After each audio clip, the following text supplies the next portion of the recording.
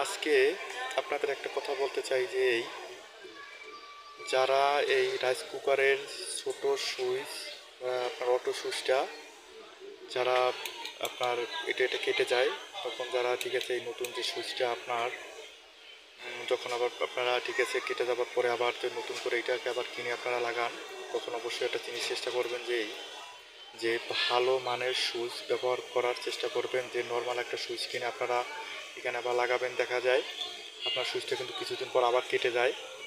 তো আজকে আমার কথা হচ্ছে যে সুইচ আপনার কেন কেটে যায় আর কেন নষ্ট হয়, আমার কথাটা হচ্ছে আজকে আপনাদের এই জন্য বলি যে সুইচটা কেটে যায় এর জন্য দেখা যায় আপনারা নর্মাল সুইচ কেনেন, এর জন্য দেখা যায় একটু হিট বেশি হলে দেখা যায় নষ্ট হয়ে যায়।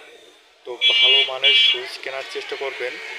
তো ভালো মানের সুইচ কিনলে দেখা যায় অনেক দিন বস পায়। তো এটা আপনাদের আমি আজকে লাগিয়ে দেখাচ্ছি যে কিভাবে আপনারা এটা সুইচটা এখানে আপনারা সহজেই আপনারা নিজেরাই লাগাতে পারবেন সুইচ কেটে গেলে। তো আমার ভিডিওটি আপনারা সাথেই থাকবেন। আমি যে লাইনটা দিয়েছি আপনাদের দেখাচ্ছি, সেম টু সেম আপনারা এরকম দেবার চেষ্টা করবেন। আমি যে লাইনটা দিয়ে আপনাদের দেখাচ্ছি যে সেম টু সেম আপনারা এরকম দেবার চেষ্টা করবেন। তো আমি লাইনটা কীরকম দিয়েছি আপনাদের দেখাচ্ছি। আমি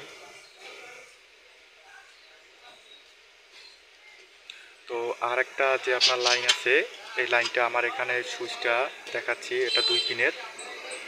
তো 2 পিনের সুইচ, আমার সুইচটা 2 পিনের, এটা 3 পিনের সুইচ। তো আরেকটা দেখাচ্ছি যে আরেকটা কানেকশন আপনারা কোনখানে দিবেন।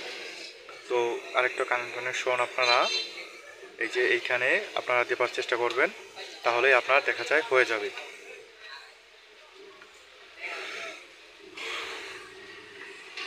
তারপরে আপনারা এটা কানেকশন করে তারপরে আপনারা যখন লাইন দিয়ে দেখবেন যে ঠিক আছে কিনা, ঠিক হলে তো একবারে হয়ে গেছে। তো আজকে আমার ভিডিওটা এ পর্যন্তই।